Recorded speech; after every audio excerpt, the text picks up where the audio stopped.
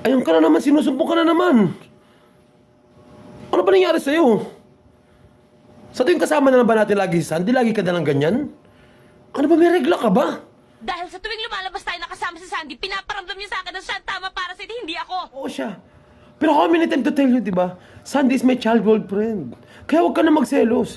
Yung sinasabi mo mas malalim ang pinagsamahan namin, Na mas malalim ang pinagsamahan niyo. o ayan ka na naman. Na mas higit kanyang kilala kaysa sa akin. Enough. Please, enough. Sa barangay ka na lang magpaliwanag.